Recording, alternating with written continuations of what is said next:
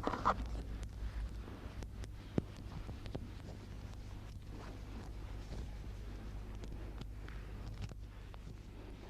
वालेकुम रहमतुल्लाह। आज रमज़ान का पहला रोज़ा है, हिंदुस्तान में भी और पाकिस्तान में भी आज ही हो रहा है। Aujourd'hui, c'est le premier jour du Ramadan au Royaume-Uni ainsi qu'au Pakistan. पिछले साल आयत Et c'est le premier jour du Dars. की आखिरी दो आयत L'année dernière, रह गई थी। on était arrivé à la fin de la sourate Al-Imran एक तो et ताखीर il nous से restait मुतल्लिक़ les मैं deux derniers गुज़ारिश कर versets. दूं। Et je vais साढ़े 11 débuter को avec जो ces deux derniers versets हमने aujourd'hui. लिंक अप करना À होता है propos du retard, je dois dire que satellite के साथ, nous avons pu programme 3 établir le minute में लग contact जाते avec हैं। le satellite vers 11h30. इसलिए उन्होंने मुझे कहा था कि 5 मिनट तक हम इतला देंगे, फिर इतला Cela आई prend तो quelque मैं आया। temps pour organiser tout cela. C'est pour cette raison qu'on m'a demandé d'attendre 5 कम minutes et c'est programme pour cette व्यस्त raison हुआ करे। que je suis venu après. أعوذ بالله من الشيطان الرجيم بسم الله الرحمن الرحيم وإن من أهل الكتاب لمن يؤمن بالله وما أنزل إليكم وما أنزل إليهم خاشعين لله لا يشترون بآيات الله ثمنا قليلا أولئك لهم أجرهم عند ربهم إن الله سريع الحساب يا أيها الذين آمنوا اصبروا وصابروا ورابطوا واتقوا الله لعلكم تفلحون।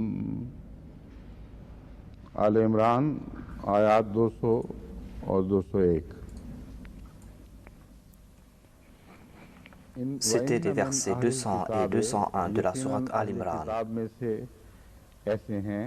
Wa inna min ahli al-kitabi, et sûrement parmi les gens du livre, laman yu'minu billahi, et sûrement parmi les gens du livre, il y en a qui croient en Allah. Il y en a ceux qui croient en Allah. Dans la langue ourdou, nous disons ceux qui vont croire en Allah au futur. Mais dans la langue arabe, il est dit certainement parmi les gens du livre, il y en a qui croient en Allah.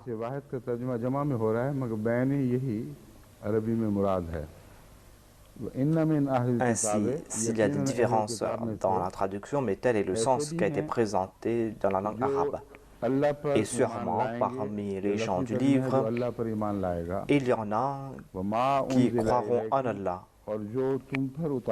Voilà la traduction littérale. Wama unzila ilaykum, et qui croient en ce qui est descendu sur vous et en ce qui est descendu sur eux. Ils s'humilient devant Allah et ils ne troquent pas les signes d'Allah contre un vil prix.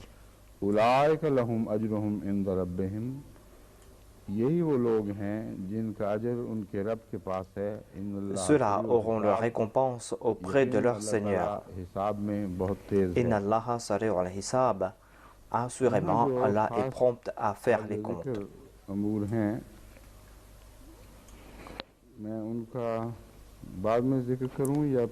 Il y a quelques points qui méritent notre attention ici.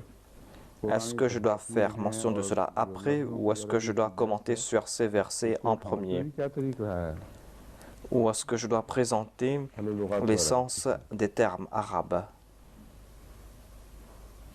Tout d'abord, je dois présenter l'essence des mots utilisés dans ces versets. Il y a tout d'abord le terme khashi'in. Khashi'in est dérivé d'al-khushu ad-dara'a, c'est-à-dire l'humilité.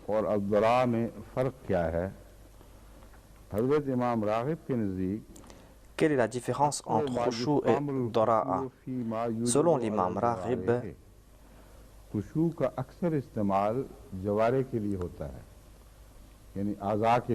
Khushu est utilisé dans la plupart des cas pour les membres du corps, c'est-à-dire le fait que l'on se prosterne, que l'on se courbe, que l'on tombe en prosternation. Donc ce sont des mouvements physiques que l'on fait devant Allah par humilité.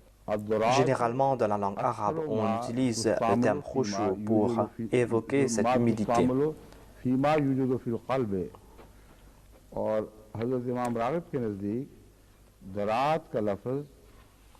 Et selon l'imam Raghib, ad-dara'a signifie le fait de ressentir cette humilité en son cœur, le fait que l'âme se prosterne, le fait de ressentir cette humilité en soi.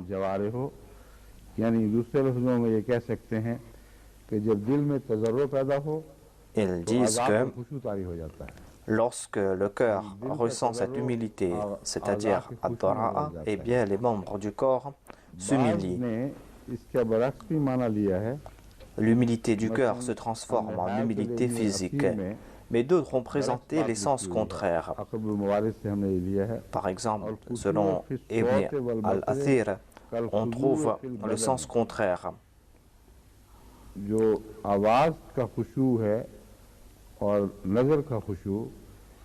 Il y a tout d'abord cette humilité dans la voix, il y a aussi l'humilité dans le regard. Et c'est comme l'humilité physique.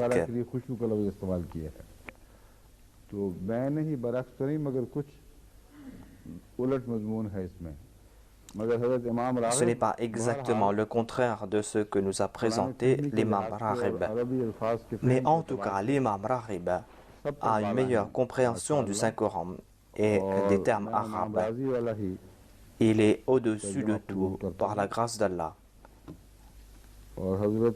Et je préfère la traduction de l'imam Raghib. Et Hadrat Muslim Maud a préféré lui aussi sa traduction. C'est-à-dire que le terme khushu s'applique au corps, à cette humilité physique.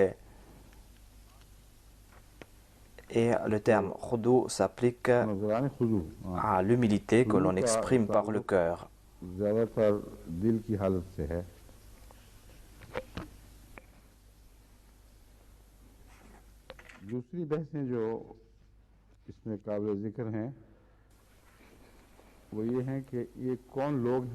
L'autre point qui mérite notre attention ici est qui sont ces personnes qu'on a évoquées dans ce verset. Il y a nombre d'exégètes qui ont présenté les noms de certaines personnes spécifiques. Certains ont présenté les chiffres ou le nombre de ces personnes.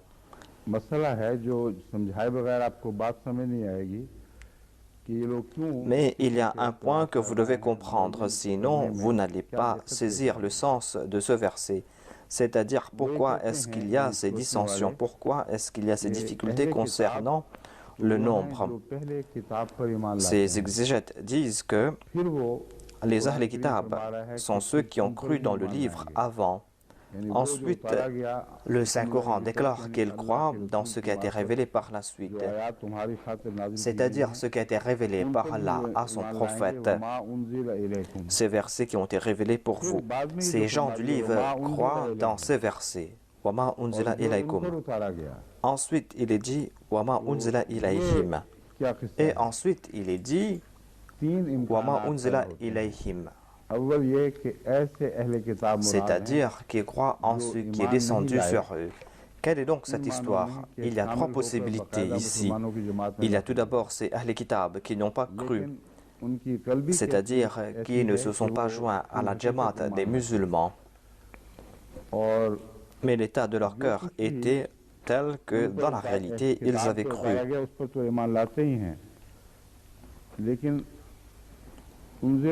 Et ils croyaient dans ce qui a été révélé à eux. Mais ils croient aussi en ce qui a été révélé à eux. Ce qui a été révélé à vous et à eux. Ainsi, on nous fait comprendre qu'ils sont plus liés avec les Ahl Kitab. Mais il est aussi dit que, même s'ils sont parmi les Ahl Kitab, Ils croient dans le saint prophète Mohammed Mustafa sallallahu alayhi wa sallam et ils sont parfaits dans leur foi. Khashi'ina lillahi, c'est-à-dire qu'ils se prosternent devant Dieu. Voilà un aspect qui mérite notre attention. Certains disent qu'en vérité, ici, cela veut dire qu'il y a ces personnes qui croyaient dans le livre et qui par la suite ont cru dans le saint prophète et qui ont suivi les directives du Saint-Coran. Et ils ont accepté aussi cet enseignement qui avait été révélé auparavant, cet enseignement dans lequel ils avaient foi. Ce sont des Ahl Kitab qui, à différentes périodes, ont embrassé l'islam et sont devenus musulmans. Les exégètes ont présenté des détails à ce sujet et je vais vous présenter cela. Dans le Tafsir al-Kabir, volume 9, page 451, on trouve cela dans le Tafsir Ruh al-Ma'ani et Bahr al-Muhit. Il dit que ce verset concerne en fait le Najasi, c'est-à-dire le Négus d'Abyssinie. Ils disent que le Négus, le Najashi, faisait parmi de ces personnes qui avaient cru, qui étaient parmi les Ahl Kitab. Et lorsqu'on leur a présenté les révélations reçues par le saint prophète, il a déclaré qu'il n'y a pas de différence entre ma foi et ce que vous m'avez présenté. Mais en dépit de cela, il se comportait comme un chrétien traditionnel. Il se disait chrétien toujours. Mais sa foi était telle que, après son décès, lorsque le saint prophète Mohammed lui a reçu cette révélation qu'il est décédé, eh bien le saint prophète lui a accompli sa prière funéraire. Il y a donc ces exégètes qui disent que ce verset a été révélé lorsque le saint prophète Mohammed lui a dirigé sa prière funéraire. Eh bien les polythéistes et les autres ont objecté en disant quel est ce genre de prophète qui n'a pas vu ce roi, le Négus, et cette personne n'avait pas cru en lui, et il fut chrétien. Mais en dépit de cela, il a dirigé sa prière funéraire. Et les exégètes disent que ce verset a été révélé pour répondre à cette objection concernant la prière funéraire de ce roi qui a été dirigé par le saint prophète. Encore une fois, c'est l'histoire de ces exégètes qui essayent de limiter ces versets à une seule situation. Voilà le point de vue de ces exégètes. Il y a eu cet incident, certes. Cet incident peut s'appliquer aussi au sens de ce verset, mais il serait complètement erroné de dire que ce verset a été révélé uniquement pour le Négus. Ainsi, d'autres exégètes n'ont pas accepté ce point de vue. Au contraire, ils disent que ce verset s'applique à d'autres personnes. Certains ont présenté plusieurs personnes. Par exemple, Ibn Jurayh et Ibn Zayd disent que ce verset s'applique à Abdullah bin Salam et à ses compagnons. Et ils disent que ce verset s'applique à 40 personnes du Najran, à des personnes de l'Abyssinie et à 8 personnes parmi les Romains qui étaient auparavant chrétiens et qui par la suite ont embrassé l'islam. Ainsi, au lieu de lier ce verset avec une seule personne, ils ont choisi ces quelques personnes et ont appliqué ces versets à ces personnes, mais se sont limités à ces personnes spécifiques. On comprend grâce à ce débat combien de personnes avaient embrassé l'islam parmi les Ahl Kitab, car ces exégètes ont fait beaucoup de recherches, ont amassé ces recueils et ont compté le nombre de ces personnes. Ainsi, on comprend qu'en sus du Négus d'Abyssinie, il y avait encore d'autres personnes qui avaient embrassé l'islam. Il y avait la délégation qui était venue du Najran. Il y avait un débat entre eux et le saint prophète. Et il y avait 40 chrétiens qui avaient embrassé l'islam dans sa délégation. Et il y avait aussi 83 personnes de l'Abyssinie. Et parmi les Romains, dans l'Empire romain, il y avait 8 personnes qui ont embrassé l'islam. Mais selon Mujahid, ce verset ne s'applique pas à ces personnes spécifiquement, que c'est un verset à sens très large qui s'applique à tous ces Ahl Kitab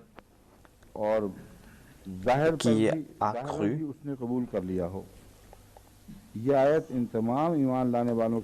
Et qui a accepté l'islam ouvertement, et que ce verset a été révélé concernant toutes ces personnes qui étaient des Ahl Kitab avant l'avènement de l'islam et qui par la suite ont embrassé l'islam. L'imam Razi a préféré l'opinion de Mujahid. En tout cas, le tafsir de Mujahid est meilleur que les autres tafsirs selon l'imam Razi. Mais on n'a pas encore résolu ce problème, à savoir que si c'est un verset général et qui s'applique à tous ces chrétiens qui ont embrassé l'islam, mais quel est le sens du fait qu'après avoir embrassé l'islam, ils ont accepté la révélation qu'ils avaient reçue auparavant? De toute manière, ils croyaient dans le livre avant l'avènement de l'islam. Pourquoi est-ce qu'il est dit qu'ils ont cru en vous, à ce qui a été révélé à vous et à ce qui a été révélé à eux auparavant? Hadrat Muslim Maud a présenté son point de vue et il dit que leur foi dans la Bible était une foi superficielle auparavant. Et après avoir cru dans le saint prophète, leur foi dans le livre ou dans la Bible s'est renforcée. Et leur foi s'est renforcée davantage. Et ils ont compris le sens de ce livre, et ils ont compris ce livre lorsqu'ils ont cru dans le saint prophète Muhammad sallallahu alayhi wa sallam. En tout cas, ce sens présenté par le Muslim Maud est meilleur que les sens présentés par les autres tafasirs. Ensuite, il y a aussi une prophétie dans ces versets. C'est-à-dire, il n'est pas question uniquement ici de ces personnes qui avaient cru auparavant. Mais par la suite, il y a eu différents groupes qui ont embrassé l'islam. On trouve mention de ces personnes. Mais qui seront ces personnes? La clé de cette énigme se trouve dans le terme Khashi'in.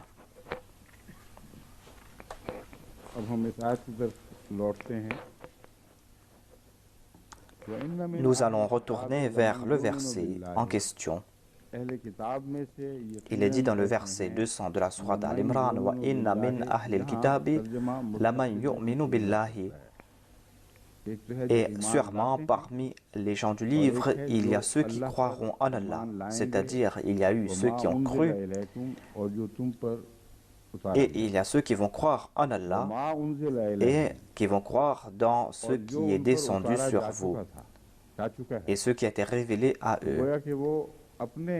Ils vont croire dans ce qui a été révélé à eux.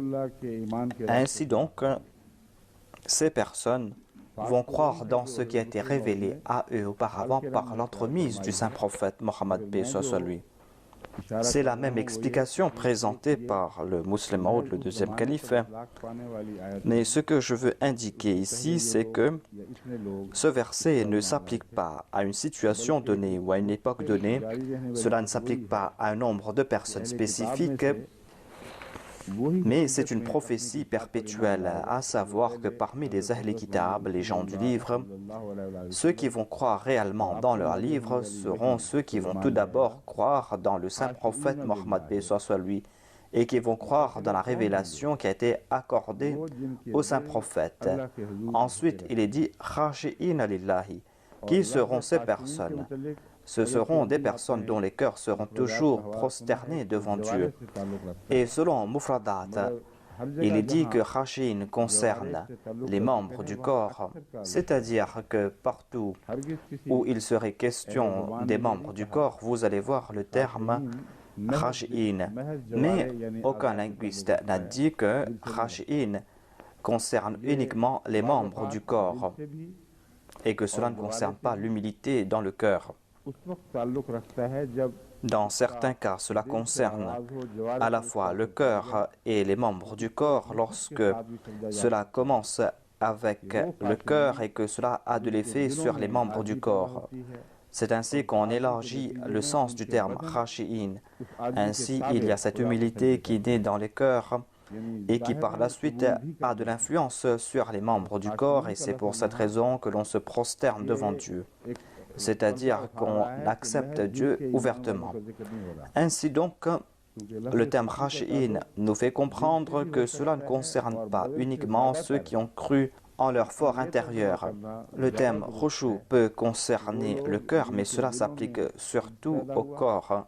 Ainsi, la meilleure traduction sera que ceux qui ont ressenti cette humilité dans leur cœur, mais qui ont exprimé cela par leur corps. Et lorsque cela s'exprime par le corps, eh bien, on accepte cette foi ouvertement. Ensuite, il est dit La yashtaruna bi ayatillahi thamanan qalila. Voilà une autre description de ces personnes. Ces personnes abandonnent leur point de vue antérieur pour accepter un autre point de vue. Et ces personnes ne sacrifient pas les signes de Dieu pour des vils prix. Croire en quelque chose signifie payer un prix. Ensuite, Thamanan Kalila ne signifie pas un vil prix, ou que ces personnes ne vendent pas leur foi pour un vil prix, car en tout cas, tout prix sera vil face à la foi. Voilà le sens qui est présenté ici. C'est-à-dire, ils ne sont pas prêts de sacrifier la foi, quel que soit le prix, car la foi est sans prix. Voilà ces personnes qui ont ce courage, car ces personnes doivent faire des sacrifices. Cela ne veut pas tout simplement dire qu'ils ne troquent pas les signes de Dieu contre un vil prix, mais lorsqu'ils sont en danger et qu'ils sont dans un état ou dans un environnement où il est possible qu'on les dépossède de tout ce qu'ils possèdent, dans ces situations, on doit payer un prix pour être en sécurité. Et on voit cela dans le cas de l'Ahmadiyya. L'histoire de l'Ahmadiyya qui est en train de répéter l'histoire ancienne. On est en train de mettre de la pression sur les Ahmadiyya en disant qu'on va vous déposséder de vos biens, qu'on va vous spolier, qu'on va vous déshériter. Et certains, par peur, sont réduits au silence. Ainsi, ils ont accepté ce prix. Apparemment, ils n'ont pas pris d'argent de l'extérieur, mais ils ont vendu leur foi et ont reçu ce prix. C'est-à-dire qu'ils n'ont pas été privés de leurs biens. Voilà donc une épreuve qui a été indiquée ici, à savoir que quant à ces personnes dont les cœurs et le corps s'est prosterné devant Dieu, ces personnes ne sont pas prêtes de vendre leur foi pour quelque prix. Ensuite, il est dit « Ulaika lahum ajruhum inda rabbihim » Ceux-là auront leur récompense auprès de leur Seigneur, c'est-à-dire ces personnes sont à l'abri. Inna Allaha sari'ul hisab. Assurément, Allah est prompt à faire les comptes.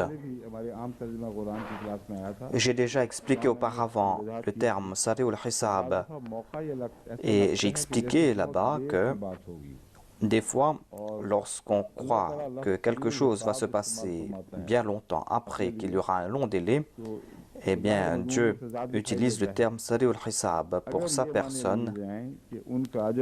Apparemment, on voit une contradiction ici, mais si l'on pense que leur récompense est auprès de Dieu et que c'est après leur décès, après le jour de la résurrection, lorsqu'ils seront ressuscités, qu'ils recevront leur récompense, eh bien, quelle est la relation entre cet état des choses et Sari'ul Hisab? Sari'ul Hisab signifie celui qui fait les comptes immédiatement, celui qui prend une décision immédiatement. On peut présenter deux sens. Tout d'abord, il y a le sens permanent, à savoir que l'expression Sari'ul Hisab ne concerne pas le fait de récompenser, mais de faire des comptes. Lorsqu'on a fait un compte, eh bien, la récompense sera à l'abri ou en sécurité. Certaines personnes disent, faites nos comptes, même si on doit payer après. Tout d'abord, on veut faire les comptes afin que l'on sache qu'on est à l'abri et qu'on n'a pas de soucis.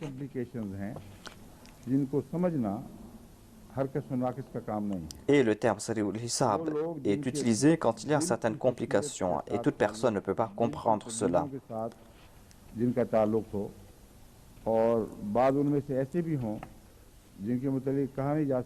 Lorsque cela concerne des changements dans les cœurs des gens, lorsqu'on peut dire que on ne sait pas si cette personne va faire de si grands sacrifices, car Allah déclare qu'ils ne vont pas troquer leur foi.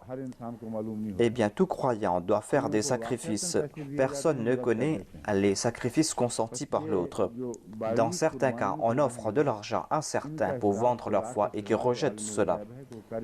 Ainsi, il y a ces sacrifices subtils et seul Dieu, celui qui connaît l'invisible, connaît cela. Et les actions et les comptes se font en même temps. Et pour cela, on n'a pas besoin d'attendre.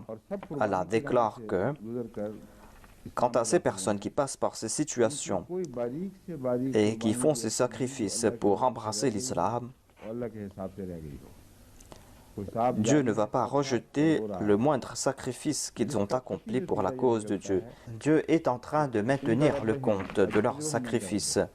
Et le résultat sera que Ajruhum 'inda rabbihim. Certainement, leur récompense est auprès d'Allah. Puisque le compte a été déjà fait, il n'y aura pas de changement. C'est un fait certain. Un autre sens de Sari'ul Hisab qui s'applique à ce bas monde est que ces personnes sont récompensées ici-bas sur terre. Et Allah ne tarde pas à faire les comptes. Quant à ces personnes qui font des sacrifices pour la cause de Dieu, certainement, ici-bas sur terre, ces personnes sont récompensées. Et c'est quelque chose dont nous avons toujours vu s'accomplir en notre faveur. S'il y a quelques exceptions là et là, on trouve ces exceptions de manière très rare. Il se peut que l'état des cœurs de ces gens est tout autre et qu'il y a certaines faiblesses en leur fort intérieur et que leur sacrifice n'était pas un sacrifice volontaire ou que peut-être que ces gens se sont écartés. Donc il y a cette possibilité dans certains cas, mais on ne peut rien dire à ce sujet car Allah est prompt à faire des comptes et on ne sait pas ce que Dieu a maintenu pour ces personnes. Quelle est la sagesse derrière tout cela? Ainsi, nous n'avons pas le droit de rejeter la foi de ces personnes. J'ai présenté cette possibilité ici, mais on ne peut pas donner des décisions, nous, des êtres humains.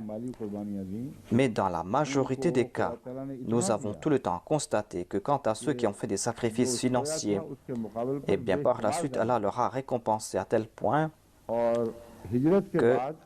qu'il a multiplié ce qu'ils avaient perdu. Et après l'émigration, comme nous l'avons constaté, la Jamaat Ahmadiyya a reçu d'innombrables faveurs de par le monde. Et Allah a béni ces familles qui, lorsqu'ils partaient, ne possédaient rien. Mais ce qu'ils avaient perdu n'était rien comparé à ce qu'ils ont reçu. Voilà notre sens de Sari'ul Hisab, à savoir que Dieu récompense rapidement et il fait les comptes rapidement. Vous n'aurez pas à attendre l'au-delà. Dans l'au-delà, vous serez récompensé car la vraie récompense sera dans l'au-delà. Mais en tout cas, vous serez récompensé ici-bas pour les bonnes œuvres que vous aurez accomplies.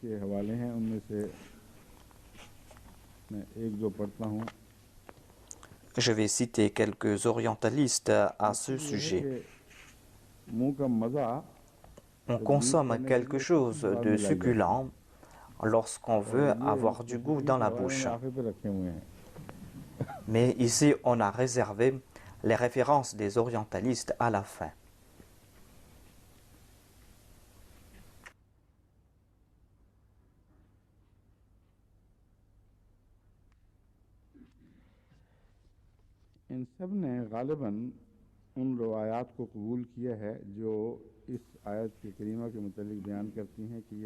La plupart d'entre eux ont accepté les récits qui ont été évoqués concernant ce verset et concernant le négus.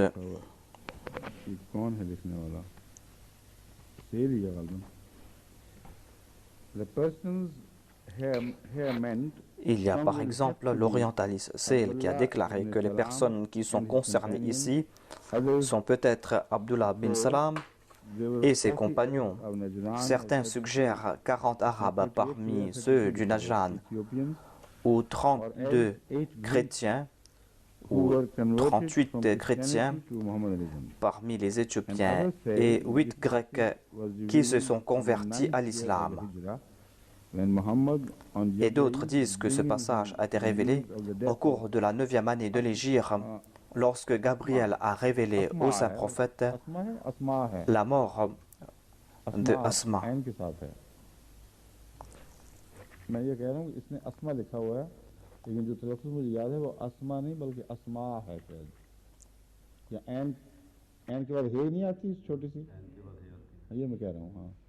इसलिए उसको फिर अस्मा नहीं बल्कि अस्मा पढ़ा जाएगा। बहरहाल जो भी है मुराद है नजाशी का नाम था। En tout cas, cela concernait la mort du Négus, le roi d'Abyssinie. Le Négus était le roi d'Abyssinie, dont le nom était peut-être Asma. Mais d'aucuns disaient aussi que Najashi était peut-être son nom personnel et que les musulmans ont transformé son nom en titre, car il y a eu un grand incident avec ce roi, et c'est pour cette raison qu'il qualifiait les rois d'Abyssinie de Négus ou de Najashi. En tout cas, certains acceptent le terme Najashi comme son titre et disent que son nom personnel était Asma. Ils disent que ce roi avait embrassé l'islam quelques années auparavant. Et le saint prophète avait prié pour son âme. Et parmi ces suivants qui étaient des hypocrites, étaient tout étonnés de voir qu'il avait prié pour un chrétien, un prosélyte chrétien qu'il n'avait jamais rencontré. C'étaient les commentaires d'un orientaliste. Donc, ainsi, pourquoi est-ce que cela a blessé les hypocrites? C'est-à-dire que les hypocrites étaient plus sincères que les croyants. Cet orientaliste a dit que cela les a blessés parce que le saint prophète avait dirigé la prière funéraire de ce chrétien qui s'était converti à l'islam alors qu'il ne l'avait jamais vu. Quelle est la relation entre le fait de ne pas avoir vu cette personne et le fait d'avoir dirigé sa prière funéraire? Est-ce qu'on ne va pas diriger la prière funéraire d'une femme dont on a couvert le visage? Ainsi, ce sont des histoires farfelues qui n'ont aucun sens et ils veulent tout simplement présenter les hypocrites comme de véritables croyants, comme des fondamentalistes. Ici, il n'est pas question uniquement des hypocrites. Des non-musulmans aussi ont eu le même comportement que ces hypocrites. Ici, cela ne concerne pas uniquement ceux qui avaient accepté le saint prophète. Cela concerne plutôt ces personnes qui ont vu la gloire de l'islam et qui ont vu que ce roi, qui était le roi d'un pays chrétien et qui a embrassé l'islam, et que le saint prophète Mohammed a reçu la nouvelle de sa mort grâce à la révélation divine et qu'il a dirigé sa prière funéraire. Et ce n'est que plus tard qu'on a reçu la nouvelle de son décès. Et pour cacher ce grand miracle, ces orientalistes partent à droite et à gauche et commence à présenter des faits farfelus pour cacher cette vérité, comme si c'est quelque chose d'ordinaire, et que la société musulmane s'est divisée et qu'il y a eu des dissensions parmi eux en raison de cet événement. En tout cas, ce fut un très grand signe. Un grand signe en faveur du saint prophète. Dieu avait révélé au saint prophète Mohammed soit lui que ce roi est décédé et c'est là qu'il a dirigé la prière funéraire de ce roi. Les experts en jurisprudence islamique ont soulevé cette question si on peut accomplir la prière funéraire en l'absence de la dépouille ou pas. C'est-à-dire que la personne est décédée quelque part et on a dirigé sa prière funéraire ailleurs. Et Malik Saifur Rahman Saheb m'a donné ce conseil de diminuer cette tradition que d'accomplir la prière funéraire en absence. Il a cité cet incident, à savoir que le saint prophète a dirigé la prière funéraire du Négus d'Abyssinie et d'une autre personne. Mais ce n'était pas une tradition générale du saint prophète. Et il m'a dit que si je commence cette tradition, eh bien, toutes les djamas du monde entier vont vous poursuivre et vont vous demander de diriger la prière funéraire de toutes ces personnes qui décèdent. La question est, est-ce qu'on peut diriger la prière funéraire en l'absence de la dépouille ou pas? On dirige la prière funéraire de cette personne qui est devant soi et on ne dirige pas la prière funéraire de la personne qui n'est pas présente devant soi. Et la prophétie de Malik Saheb fut vraie. Et maintenant, après le décès de toute personne, on reçoit des demandes. Et si je commence à faire cela, eh bien ce sera une nouvelle innovation et qui ne sera plus de la sunna du saint prophète. Cela va se transformer en innovation. C'est pour cette raison que j'avertis toute la Jamaat à ce sujet. C'est-à-dire que vous devez tout simplement m'informer. Et si moi, je crois de mon propre chef que je dois diriger la prière funéraire de telle personne en son absence, eh bien je vais le faire. Sinon, pour arrêter ces troubles à propos duquel Malik Saifur Rahman Saheb m'avait averti, et moi j'ai accepté ces propos et j'ai confié à l'Anjuman cette tâche de transmettre les noms des personnes concernées. C'est leur droit de m'envoyer cela, mais la dernière décision repose sur moi. Maintenant, on nous présente de nouvelles conditions. On dit que dès qu'on passe à l'écran, on doit diriger la prière funéraire, ou que je dois diriger la prière funéraire de la personne décédée après la prière de Juma. Ainsi, la prière janaza est devenue une forme d'ostentation, tout simplement pour faire valoir ses proches. Et la prière janaza n'est plus devenue un moyen pour le pardon de son âme. En tout cas, je dis aujourd'hui que pour une certaine période, nous voulons que cette tradition disparaisse. Et c'est pour cette raison qu'on va retourner sur la situation d'avant, c'est-à-dire selon la tradition des califes. Ce n'était pas une tradition que de diriger la prière funéraire d'une personne en son absence. Cela se faisait très rarement. Des fois, moi-même, je fais des exceptions, car, par exemple, une personne est en émigration, cette personne n'a pas pu retourner, son père, ses proches sont décédés ou sont passés par des situations très difficiles et les enfants souffrent et veulent participer dans leur prière funéraire, où il y a certains qui font des accidents, il y a d'autres qui tombent en martyr. Ce sont là des faits exceptionnels et moi-même je fais ces exceptions. Vous devez tout simplement m'écrire pour demander pardon pour la personne concernée. Cela est important. Moi aussi, je vais prier pour cette personne. Mais vous devez laisser sur moi la décision de diriger sa prière funéraire ou pas.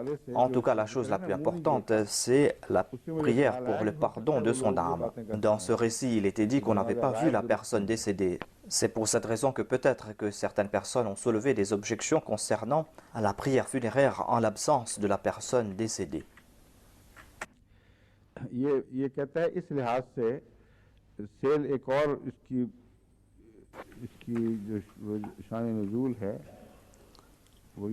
Sel a présenté un autre Shani Nuzul, c'est-à-dire le but de la révélation de ce verset.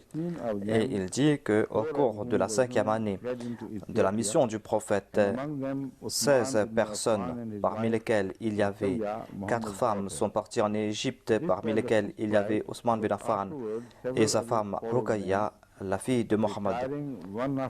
C'était la première émigration, mais par la suite, nombre d'entre eux ont émigré là-bas. Il y avait 83 hommes et 18 femmes, en sus des enfants. Ces réfugiés ont été accueillis à bras ouverts par le Négus d'Abyssinie. Ici, l'orientaliste a accepté le terme Négus comme le titre de ce roi. Il accepte que c'est son titre et non pas son nom propre. Il a cité le nom d'un autre expert qui a dit que ce nom est son nom propre.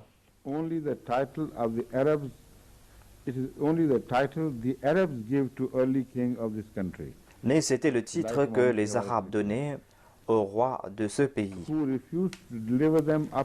Il a cité Life of Muhammad. Et ce roi a refusé de retourner au Qurayshites ces personnes qui étaient réfugiées.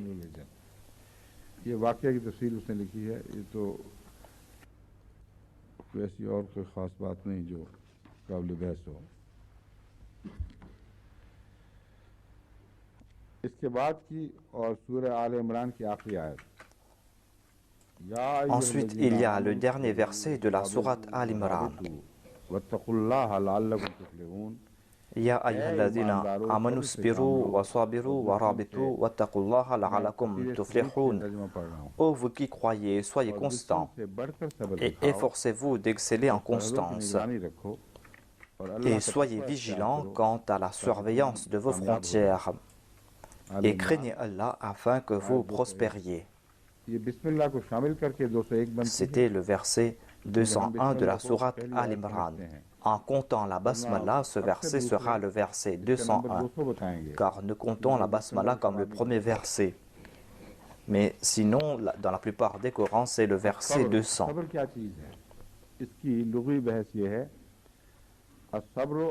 Que signifie sabr? Selon les lexiques arabes, as-sabr signifie as-sabr fi dhiq, c'est-à-dire le fait de se retenir lorsqu'on est en difficulté. On présente un autre usage du verbe sabr en disant qu'on a attaché un animal sans lui donner sa nourriture. On utilise le terme sabr pour le fait d'attacher son animal et de ne pas l'offrir sa nourriture.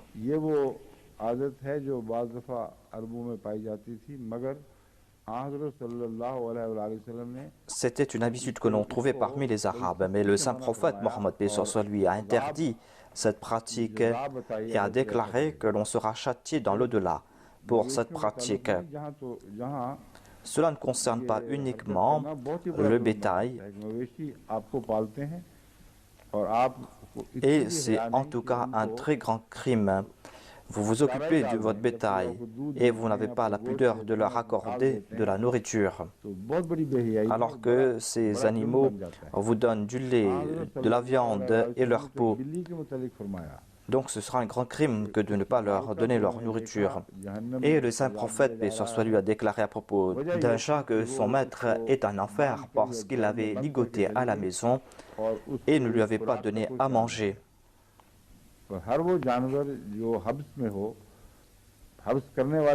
Lorsqu'on attache un animal, la personne qui l'attache doit lui fournir sa nourriture et son eau. Ainsi, on utilise le mot sabr dans ce sens, c'est-à-dire que cet animal qui ne peut parler a été ligoté. Et c'est pour cette raison qu'on dit sabartu darbata, c'est-à-dire je l'ai fait éprouver le sabr.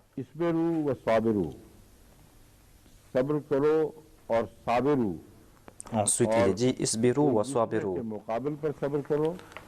Soyez patients et encouragez les uns les autres à être patients. Ceci a été expliqué dans le dictionnaire Mufradat de l'imam Raghib, où il est dit ihbisu anfusakum ala al-ibadati wajahidu ahwa'akum.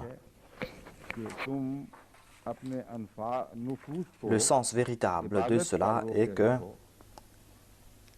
vous devez vous retenir et accomplir l'ibadah. Vous ne devez pas vous écarter de l'ibadah. Vous devez vous maintenir sur les voies de l'ibadah. Voilà le premier sens de sabr. Ensuite, il est dit wajahidu ahwa'akum, et vous devez faire cette lutte contre vos âmes, contre vos désirs. Il est dit que vous devez faire preuve de patience et encourager les autres à faire preuve de patience. Cela veut dire que L'on doit enseigner la patience à ses passions, à ses désirs. On doit les maintenir dans leur cercle respectif. Voilà le sens de Sabiru.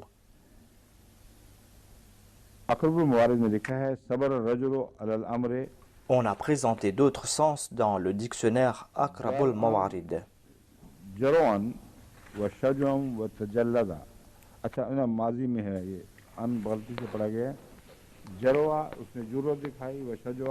Selon l'usage, cela veut dire faire preuve de patience, faire preuve de bravoure.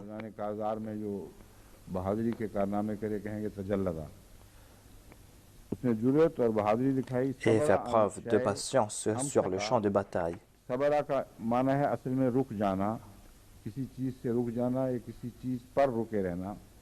Sabara signifie se retenir.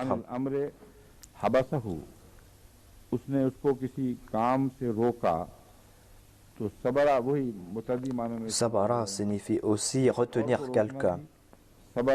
Cela peut être utilisé au sens transitif, c'est-à-dire empêcher quelqu'un d'accomplir quelque chose.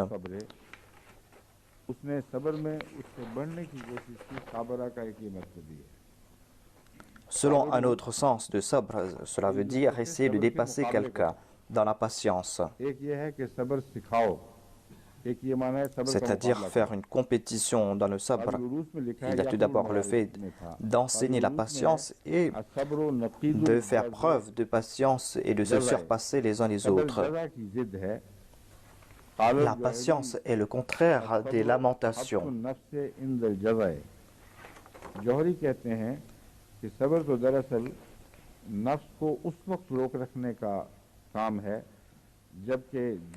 Sabr signifie retenir son âme lorsqu'on est face à de l'impatience, face à de l'angoisse, lorsqu'on est en train de souffrir.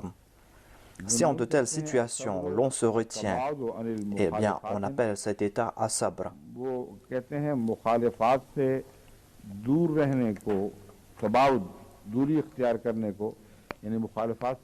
Sabr signifie aussi éviter les dissensions, c'est-à-dire de ne pas agir contre les commandements de Dieu et les commandements de son prophète, c'est-à-dire de ne pas s'opposer à Allah et à son prophète. S'éloigner de cette désobéissance est qualifié de sabr.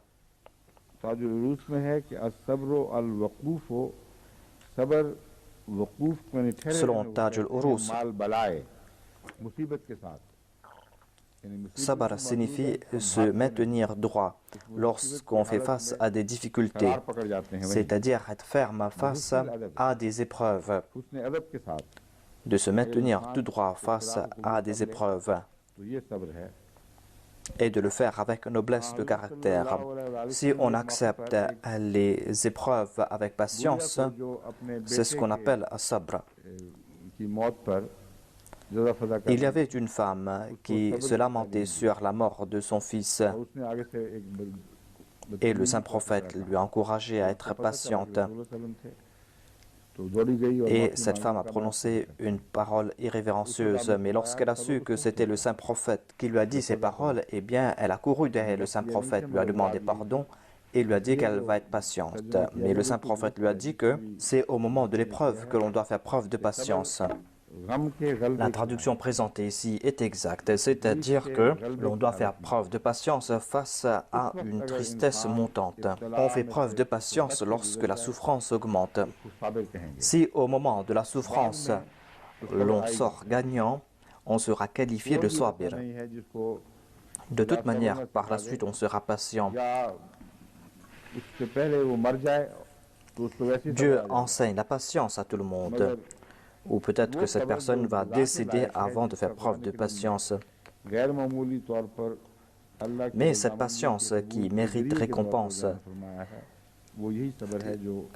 le fait d'accepter le plaisir de Dieu, ce qui a été présenté par le Saint-Coran, c'est de faire preuve de patience lorsque frappe cette épreuve.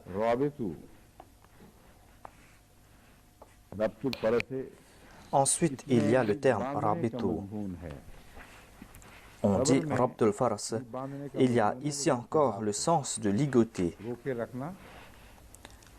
Dans le terme sabr, il y a le sens de se ligoter ou de se retenir et de se retenir lorsqu'on se trouve dans un état périlleux et de se maîtriser.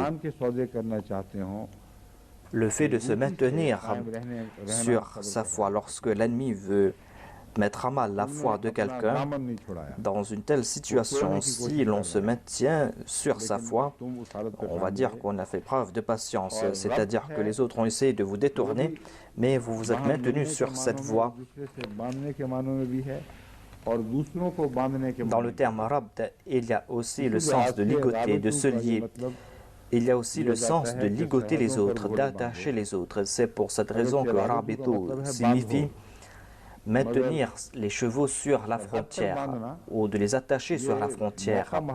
Il y a le sens d'attacher, mais attacher sur la frontière est un autre sens. Je ne sais pas si c'était la tradition arabe ou c'est un usage de la langue arabe, mais en tout cas, certains exégètes ont présenté des récits de certains compagnons. On a dit que ce n'est pas la peine de prendre le sens premier de rabitu. Ils ont dit que nous avons participé dans nombre de batailles avec le saint prophète et dans aucune bataille, dans aucune occasion, on a attaché nos chevaux sur les frontières.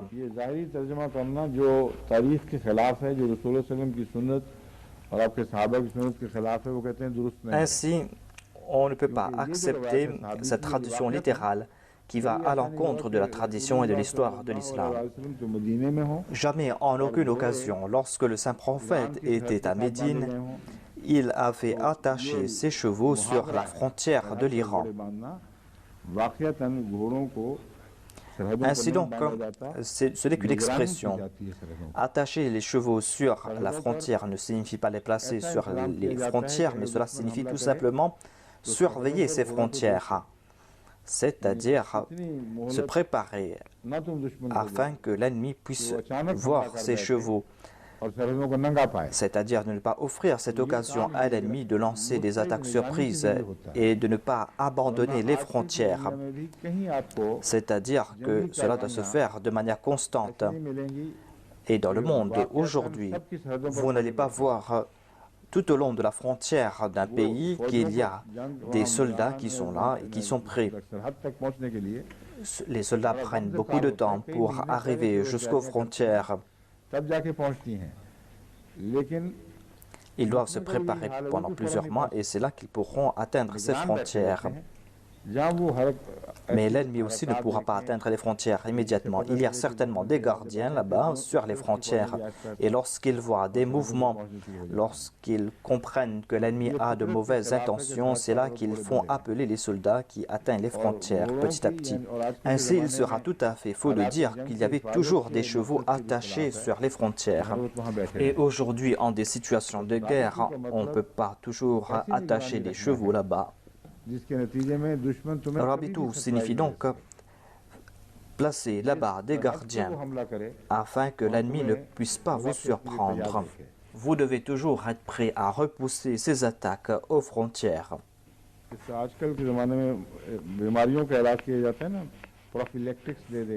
Aujourd'hui, pour arrêter des épidémies, on met en place des vaccins.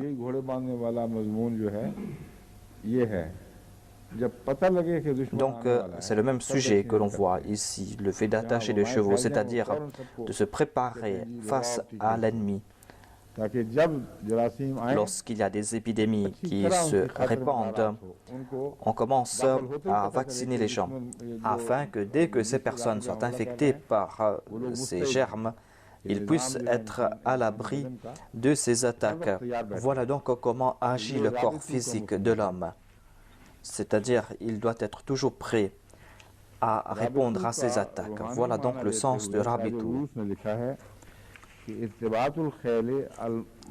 Taj al-Urus a présenté le sens spirituel de Rabitu.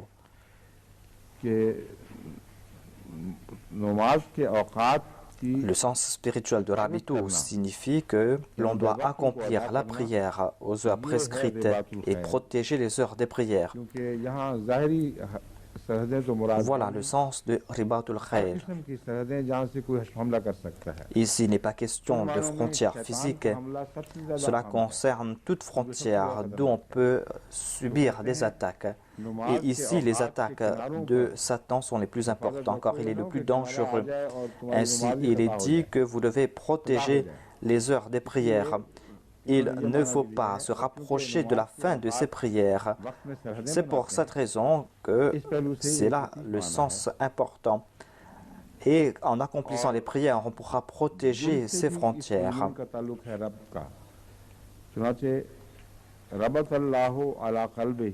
Il y a un lien entre le terme Rabd et le cœur. Par exemple, Allah déclare Rabatullahu ala qalbihi. Cela signifie que Allah a renforcé son cœur.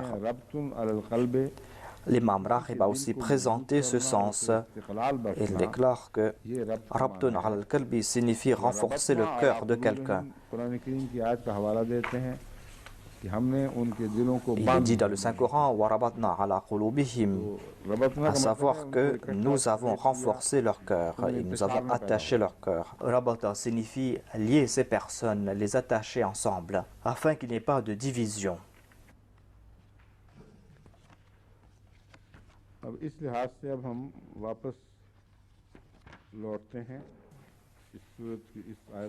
Nous allons maintenant retourner vers le verset concerné, qui est le dernier verset de la sourate Al-Imran. Ya ayyuhalladhina amanu isbiru wa sabiru wa rabitu. Le sens premier que je viens de présenter est que il se peut que l'on subisse des attaques de la part de l'ennemi. Il y a des attaques aux frontières et qui concernent les assauts de l'ennemi. Dans ce sens, pourquoi a-t-on placé ce verset à la fin de la sourate Al-Imran? Auparavant, dans cette sourate, on avait mentionné 3 grandes batailles. La bataille de Badr, la bataille de Uhud et la bataille de Khamraoul Asad. Il y a certaines indications qui ont été présentées et qui nous fait comprendre qu'à l'avenir aussi, il y aura des dangers de la part de l'ennemi. Ainsi, lorsque l'ennemi sera prêt à attaquer les musulmans, eh bien Dieu va les protéger ou les protégera. Mais on nous fait comprendre ici que le saint prophète Mohammed lui était toujours vigilant et essayait de comprendre les intentions de l'ennemi. Voilà le sens de Ribat. Et le saint prophète Mohammed Mustafa avait mis en place ce système. C'est-à-dire que il n'envoyait pas des chevaux et des cavaliers sur les frontières, mais il prenait toujours des informations. Ainsi, il a averti les musulmans en disant que vous ne devez pas vous mettre aux frontières pour que l'ennemi vous voie et pour qu'il soit lui aussi vigilant.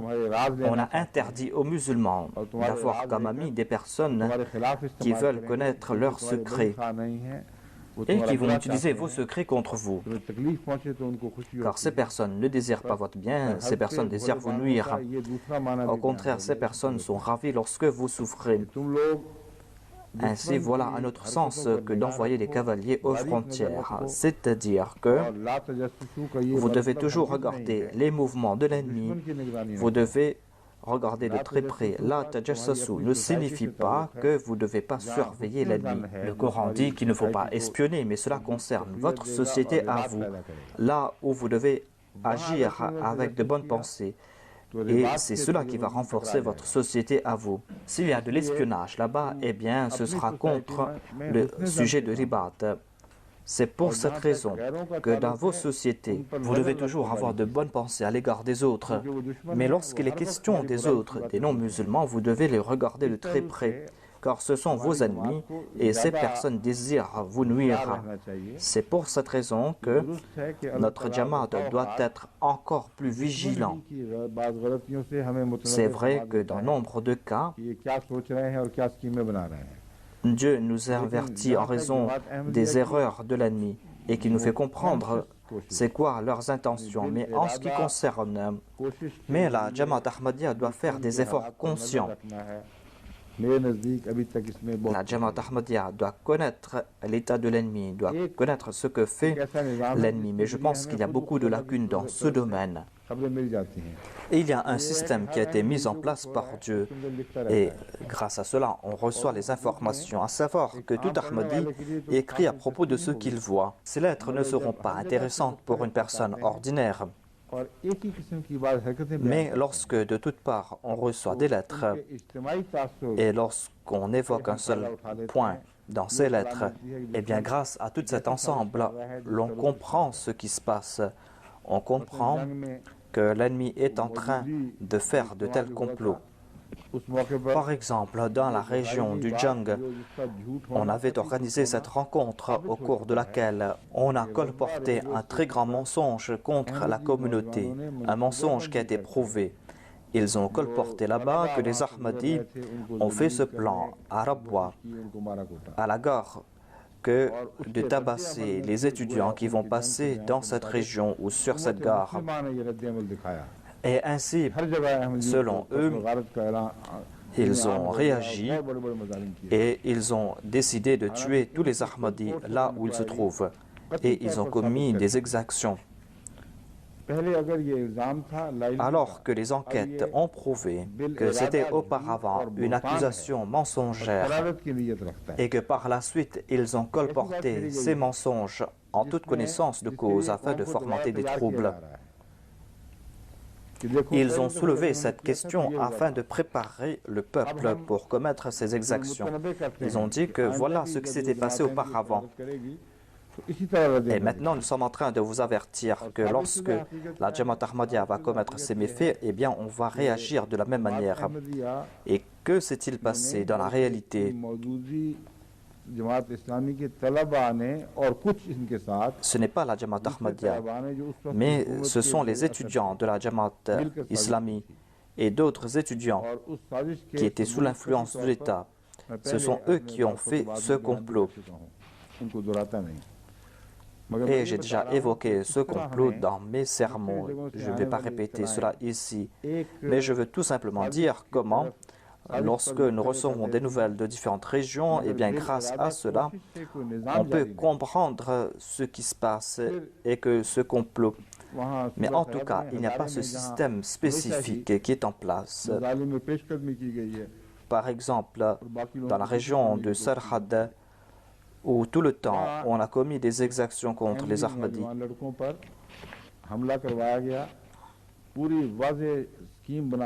On s'était attaqué à des jeunes Ahmadis. C'était un complot bien ficelé. La police était présente. Cela s'est passé devant les yeux de la police. On les a tabassés devant la police.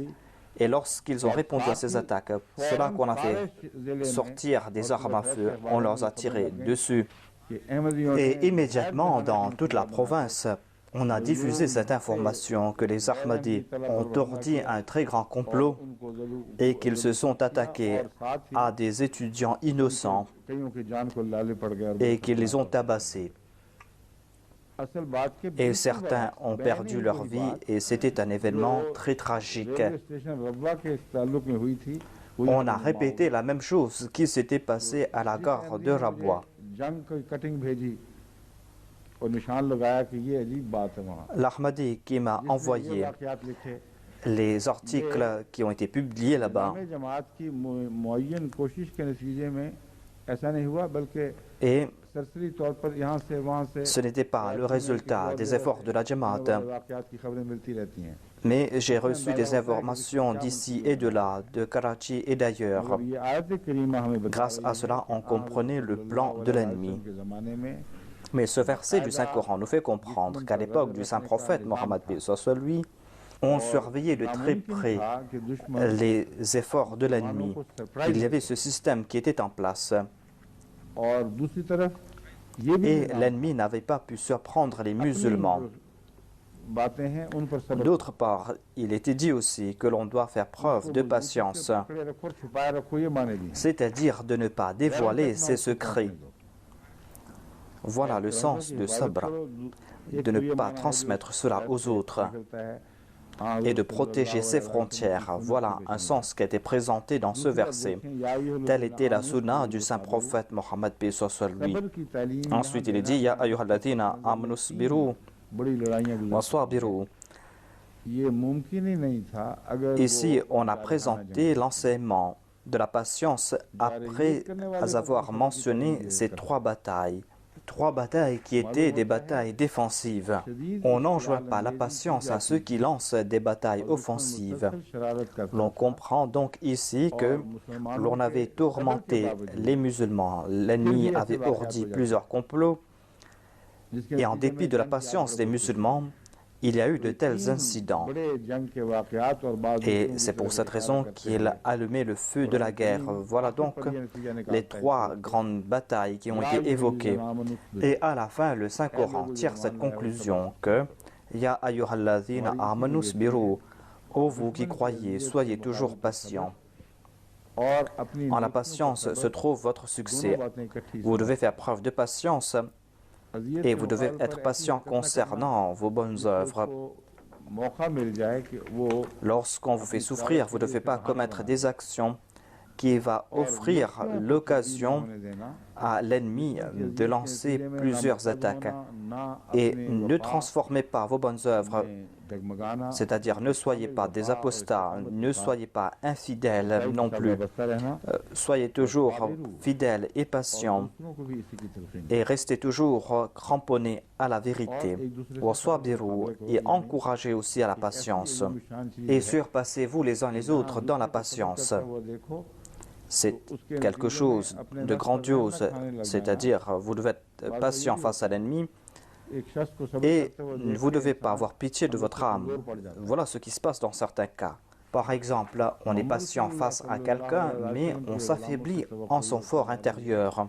L'espoir que l'on a placé sur les suivants du saint prophète Mohammed paix soit sur lui et que vous allez voir la patience des persécutés. Vous devez comprendre que lorsque nous allons faire face à de telles situations, nous allons faire preuve de plus grande patience et que nous allons faire preuve de patience, nous allons préserver leur qualité et à aucun prix, nous n'allons pas nous écarter de la voie de nos frères qui ont fait preuve de patience et qui ont consenti à ces grands sacrifices. Voilà un sens de Sabiru. D'autre part, il y a certains qui sont faibles et qui, en fin de compte, chancellent lorsqu'ils souffrent.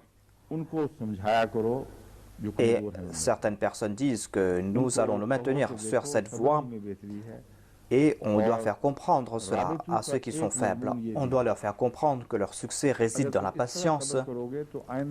Un autre sens de Rabitu est que si vous faites preuve de patience, eh bien, vous allez pouvoir vous préparer face aux attaques. Puisque vous allez encourager la patience, eh bien, vous allez devoir vous préparer.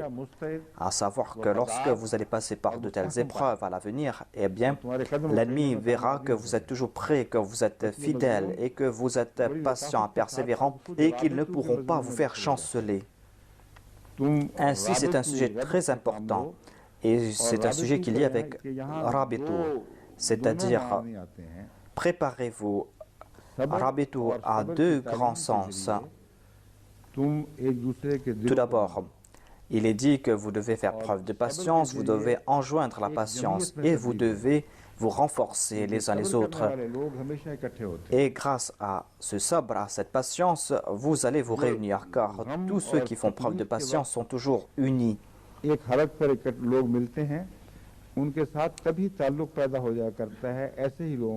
Lorsqu'on se réunit dans la tristesse, eh bien, on établit cette relation naturelle. Voilà ce qui se passe dans le cas de ces personnes qui souffrent ensemble. Un poète a présenté ce point.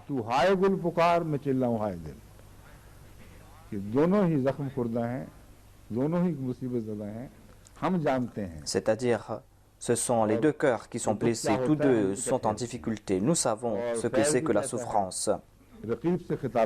Et nous sommes unis dans la souffrance. Ensuite, on s'adresse à son rival dans ce poème. C'est un poème qui a trait à la patience.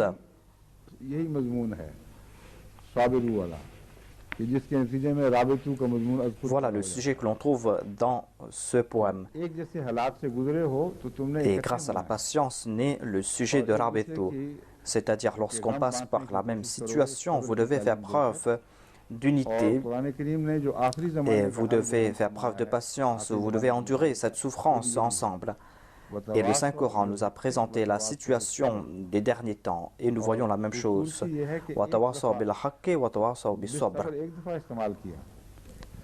La beauté de ce sujet est que on a dit bisabr une seule fois, mais on trouve ces deux sens, c'est-à-dire de s'enjoindre à faire preuve de patience, d'enjoindre avec patience, car celui qui donne des conseils doit faire preuve de patience. S'il n'est pas patient, eh bien, ses conseils seront nuls. Si vous désirez que vos conseils puissent avoir de bons résultats, eh bien, vous allez devoir vous cramponner ensemble. Ce sujet a été évoqué ailleurs. Vous devez toujours conseiller et un jour ces conseils vont porter leurs fruits. Ensuite, il est dit vous enjoignez la patience, vous conseillez avec patience et vous devez toujours conseiller en étant vous-même patient. Vous devez être vous-même un exemple de patience. Le premier sens, c'est que vous conseillez les autres à être patients. Vous conseillez les autres à être patients. Et un autre sens de Watawasa Bisabr est que vous conseillez toujours à être patient en étant vous-même un exemple de la patience et de la persévérance. Leur persévérance renforce leur vérité et leur qualité. Voilà le sujet qui a été évoqué ailleurs. Wasbiru, wasabiru, warabitu. Tout d'abord, vous devez renforcer vos cœurs. Vous devez vous unir. Ensuite, vous devez toujours surveiller la frontière et l'ennemi. Rabitu signifie placer des cavaliers à la frontière. Et lorsque ces dangers vont se réunir, eh bien certainement, vous devez comprendre qu'il n'y aura pas de telles difficultés. Et certainement, vous devez faire des efforts en ce sens. C'est-à-dire, sabar ne veut pas dire d'accepter cette calamité et de baisser la tête face à cette calamité. Ce verset nous fait comprendre que vous devez certainement accepter cette calamité qui vous a frappé. Vous devez baisser votre tête face à Dieu.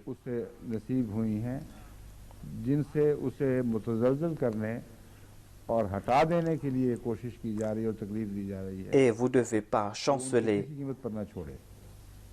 Vous devez endurer tout cela et vous ne devez jamais chanceler. Voilà donc ce que signifie sabr. Il y a aussi le sujet de se soutenir les uns les autres et de s'unir. Cela ne veut pas dire que vous devez accepter cela comme si vous ne vous souciez pas de cette souffrance, comme si vous ne voulez pas enlever cette souffrance, en disant que maintenant cela peut se passer, nous allons toujours faire preuve de patience. Certainement, faire des efforts pour enlever ces souffrances ne va pas à l'encontre du sujet de sabr. Vous devez être prêt, car lorsque vous passez dans cette tristesse, c'est là que vous allez comprendre. C'est pour cette raison que vous devez être prêt à enlever ces souffrances. Et vous ne devez pas être fataliste et que vous ne vous souciez pas des conséquences. Tel n'est pas le sens de ce verset. Cela va à l'encontre du sujet évoqué dans le terme Rabitu. Ensuite, il est dit « Wattaqullaha la'allakum tuflihun » Craignez Allah afin que vous ayez du succès. Voilà donc le sens de ce verset. Après avoir évoqué ces batailles, on a évoqué les souffrances du passé. À la fin, Dieu nous fait des rappels concernant l'avenir. c'est-à-dire qu'il y aura des épreuves à l'avenir et vous devez tirer le son des événements du passé, vous devez être prêt et vous devez vous unir. C'est en cela que réside votre salut. Ensuite, il est dit que vous devez être persévérant dans l'accomplissement de ces bonnes œuvres, mais en dépit de cela, vous allez passer par des épreuves. Il y aura des épreuves qui vont essayer de vous détourner de ces bonnes œuvres. Ainsi, vous devez être fidèle face à ces actes de vertu. Ne croyez pas que cette période d'épreuve est passée.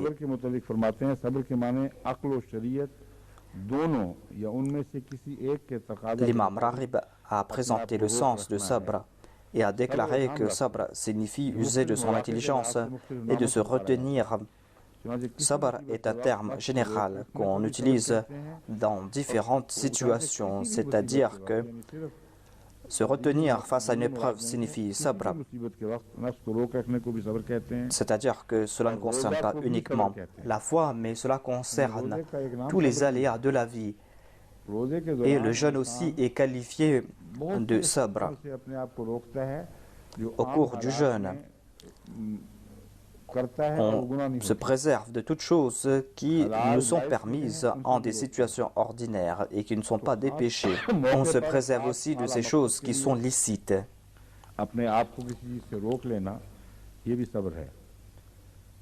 Ainsi, il est important de faire preuve de patience. Voilà notre sens de sabr. Il y a ce verset, « Fama asbarhum ala nar » et Abu Ubaida a commenté sur ce verset que ici sabr signifie le courage ou la témérité.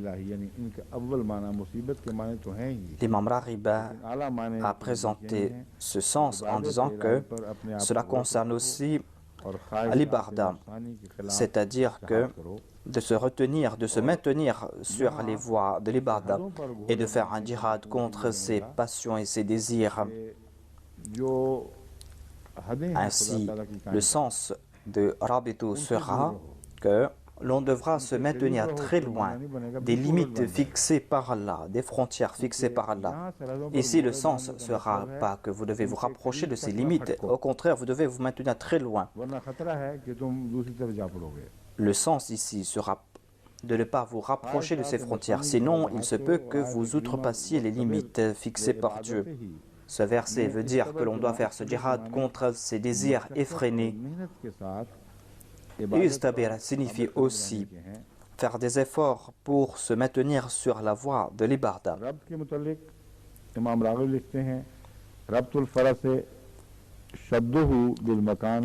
L'imam Raghib a expliqué le terme rabd en disant que rabd signifie préparer des cavaliers pour la protection.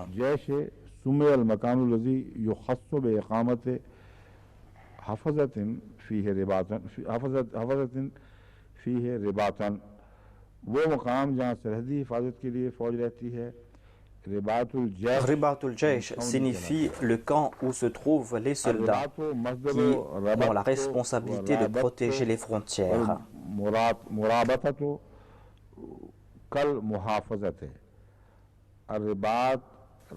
Tous les dérivés du terme rabat, à l'instar d'al-ribat, de rabattu, ont pour sens la protection ou accorder la protection. Le sens littéral de rabd signifie attacher ou ligoter, mais le sens premier est d'accorder la protection ou de protéger. इमाम राग़िब ने जो बयान कर दिया यही काफ़ी है। किसी और लुग़त के हवाले तो सब इकट्ठे हैं, मगर कोई ऐसी चीज़ मुझे नज़र नहीं आ रही जिसमें कोई नई बात बयान की हो। Je ne vais pas citer les autres lexiques car je ne vois pas des choses qui sont intéressantes ou nouvelles.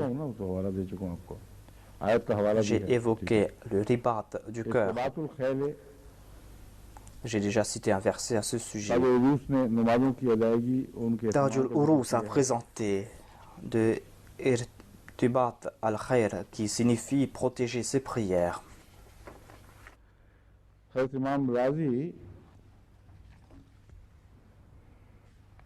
फरमाते हैं कि इस सूरत में खुदा ताला ने उसूल व फुरू में से कसीर उलूम बयान फरमाए हैं। मसलन उसूल में से तौहीद, L'imam Razi nous explique que Dieu nous a présenté ces principes. Parmi les principes évoqués ici, il y a l'unicité, la naboua et la justice. Et on trouve aussi les obligations à accomplir. À la fin de ce verset, on trouve toutes ces choses qui ont été évoquées auparavant. Il dit que dans cette sourate, Dieu a évoqué des points essentiels, des enseignements de base. On trouve aussi des détails concernant certains sujets. Ce verset à la fin est un rappel, à savoir que vous devez préserver ces enseignements, vous devez faire preuve de patience. Et il ne faut pas que Satan vous attaque à aucun moment. Il n'a pas présenté le terme Satan ici, mais voilà le sens qu'il voulait présenter. C'est-à-dire, si vous considérez Satan comme votre ennemi, eh bien, Ribatul Khayl, ou placer ses cavaliers à la frontière, veut dire que l'on doit protéger ses coins et ses recoins. C'est-à-dire que lorsque les vices pénètrent quelque part, ces vices pénètrent par des chuchotements petit à petit. Des fois, on oublie certains coins, mais une fois que vous avez laissé entrer Satan, même s'il est entré dans un coin ou par la frontière, eh bien, de toute façon, Satan a déjà pénétré à l'intérieur. On comprend cela dans la médecine aussi, quotidiennement. Nous voyons cela agir. Voilà comment agissent les microbes. Quant à ces personnes qui disent que même si quelques microbes sont pénétrés dans le corps, ne savent pas qu'une fois que ces microbes ont pénétré à l'intérieur, il sera difficile de les en faire sortir. Une fois qu'ils aient pu s'implanter quelque part, eh bien, ils vont frapper toute cette région. Ils affectent toute la région. Et cela affecte aussi le cœur, le cerveau et le foie. Ribatul Khair, par rapport aux maladies physiques, signifie que l'on doit prendre des mesures de protection. Par rapport aux maladies spirituelles, cela veut dire tout simplement qu'on doit faire des efforts pour que Satan ne nous attaque pas, ou que ne pousse pas à accomplir de petites fautes et qui nous pousse à accomplir de grands péchés. Si vous n'êtes pas vigilant, eh bien, vos frontières ne seront pas à l'abri.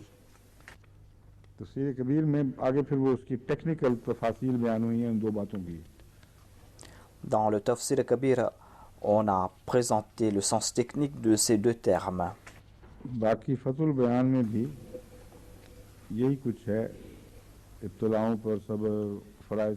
Dans le Tafsir Fatul Bayan, nous voyons la même chose, c'est-à-dire le fait de faire preuve de patience face aux épreuves. On ne trouve pas de point nouveau ici.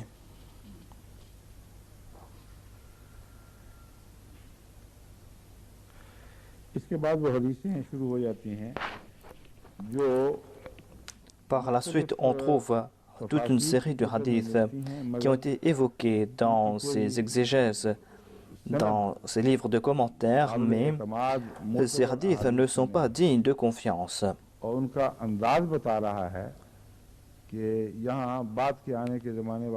Le sens de ces hadiths nous fait comprendre que cela a été fabriqué de toutes pièces par des gens qui sont venus après.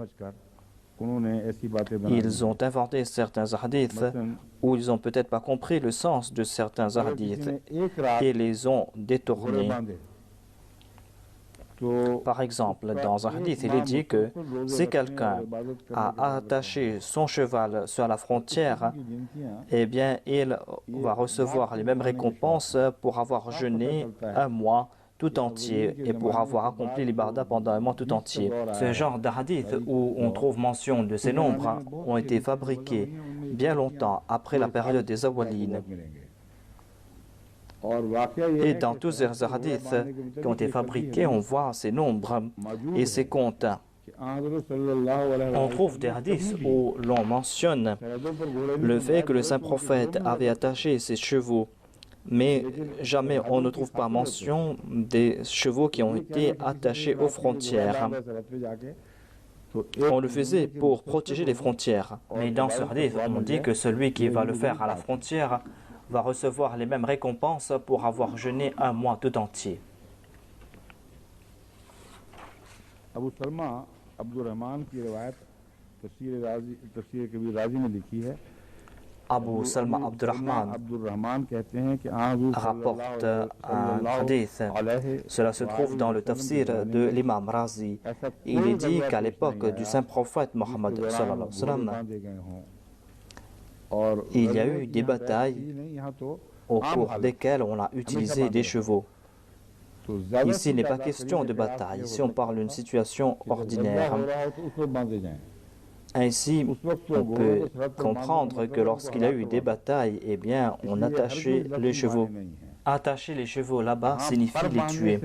Ainsi, on ne doit pas prendre cela au pied de la lettre. Attacher les chevaux tout près de la frontière signifie camper tout près de la frontière. Et on accepte cela dans le monde entier. C'est une méthode très efficace. On n'attachait pas les chevaux immédiatement sur les frontières. On plaçait les camps à une certaine distance de la frontière afin que l'on puisse voir ces frontières et qu'il n'y ait pas de danger. Et dans ces hadiths qui ont été fabriqués de toutes pièces, il est dit que si vous avez attaché votre cheval à la frontière, vous aurez la même récompense pour avoir jeûné tout un mois.